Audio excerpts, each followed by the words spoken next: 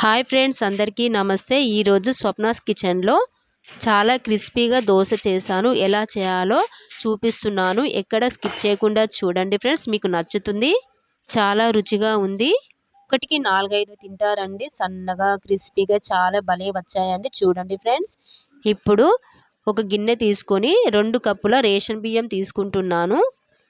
ఇలా 2 కప్పుల రేషన్ బియ్యానికి 1/2 కప్పు మినపగుండ్లు, 2-3 స్పూన్స్ శనగపప్పు, 1 స్పూన్ మెంతులు వేసుకొని శుభ్రంగా వాష్ చేసుకోవాలి. ఇలా క్లీన్ చేసుకోవాలండి. ఇలా శుభ్రంగా 2-3 సార్లు మంచిగా వాటర్తో కడగాలండి. చూడండి, ఇప్పుడు ఫ్రెష్గా వాటర్ పోసి ఒక 6 గంటల పాటు నానబెట్టుకోవాలి. చూడండి, ఈ విధంగా మూత పెట్టి 6 గంటల పాటు నానబెట్టుకుంటున్నాను. ఇప్పుడు 6 గంటల తర్వాత మూత తీసి చూద్దాం. చూడండి, చక్కగా నానిపోయాయి. ఇప్పుడు ఇది మిక్సీ పట్టుకోవాలండి. ఇప్పుడు మిక్సీ గిన్నె తీసుకొని ఇలా బియ్యం మొత్తం వేసుకోవాలి. ఇలా వేసుకొని నానబెట్టుకున్న వాటరే పోసుకోవాలండి. ఇలా పోసుకొని మెత్తగా గ్రైండర్ చేసుకోవాలి. చాలా ఈజీగా త్వరగా చేసేస్తారు. టేస్ట్ కూడా చాలా బాగుంటుంది. ట్రై చేయండి ఫ్రెండ్స్. చూడండి, ఇలా బబుల్స్ లాగా వచ్చేసింది కదా. ఇప్పుడు వేరే గిన్నెలో ట్రాన్స్ఫర్ చేసుకుందాం పిండి మొత్తాన్ని. ఇదే విధంగా మిగిలిన పిండి మొత్తం ఇలానే మిక్స్ చేసుకోవాలి. ఇలా పోసేసుకోవాలండి. చూడండి ఫ్రెండ్స్, ఈ విధంగా.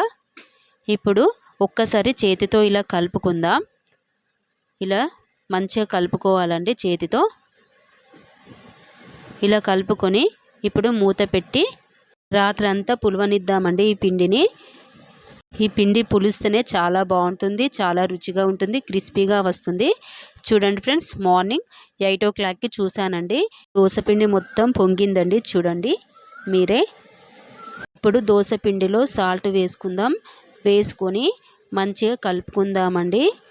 ఈ విధంగా ఒకటే డైరెక్షన్లో కలుపుకోవాలి. ఒక 2-3 నిమిషాలు ఇలా చక్కగా కలుపుకోవాలండి. ఇలా కలుపుకుంటే చాలా క్రిస్పీగా చాలా బాగుంటుంది. ఒకటే డైరెక్షన్లో కలుపుకోవాలండి. ఇప్పుడు స్టవ్ పైన దోసపిల్లం పెట్టుకొని బాగా వేడైన తర్వాత ఇప్పుడు దోశలు వేసుకోవాలి. ఇలా నేనైతే ఇలాంటి గ్లాస్ తీసుకొని ఇలా దోసపిండి వేసుకొని ఇలా రౌండ్గా చేసుకుంటున్నాను. ఇప్పుడు పైనుంచి ఆయిల్ పోసుకోవాలి.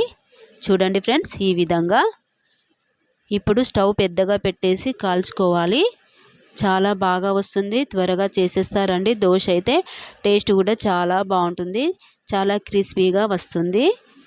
చూడండి ఫ్రెండ్స్, మీరే ఎంత క్రిస్పీగా వచ్చిందో. చూడండి, ఇంతేనండి. అన్ని దోశలు ఇలానే వేసుకోవాలి. ఇలా గ్లాస్తో ఇలా పోసుకొని ఇలా రౌండ్గా చేసుకోవాలి. చేసుకొని పైనుంచి ఆయిల్ వేసుకొని మంచిగా దోశను మంచిగా క్రిస్పీగా వచ్చే వరకు కాల్చుకోవాలి. ఫ్రెండ్స్, చేయరాని వాళ్ళు కూడా ఈజీగా చేసేస్తారండి. నేను చేసే విధంగా చేస్తే మన ఛానల్లో ఈజీగా చేసుకునే వంటలు ఉన్నాయండి. వంటలు రాని వాళ్ళు కూడా ఈజీగా చేసేస్తారండి. నా వీడియోస్ చూస్తే మంచి స్వీట్స్ ఉన్నాయండి, టిఫిన్స్ ఉన్నాయి, కర్రీస్ ఉన్నాయి. ఫ్రెండ్స్, నా ఛానల్ని ఫస్ట్ టైం చూసే వాళ్ళు అయితే ఒక లైక్ చేయండి, సబ్స్క్రైబ్ చేయండి ఫ్రెండ్స్. ఇదే విధంగా అన్ని దోశలు చేసుకొని ప్లేట్లో వేసుకోవాలి.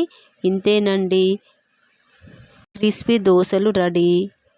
చూడండి ఫ్రెండ్స్, మంచి పల్లి చట్నీతో టమాటా చట్నీతో తింటే టేస్ట్ చాలా బాగుంటుంది.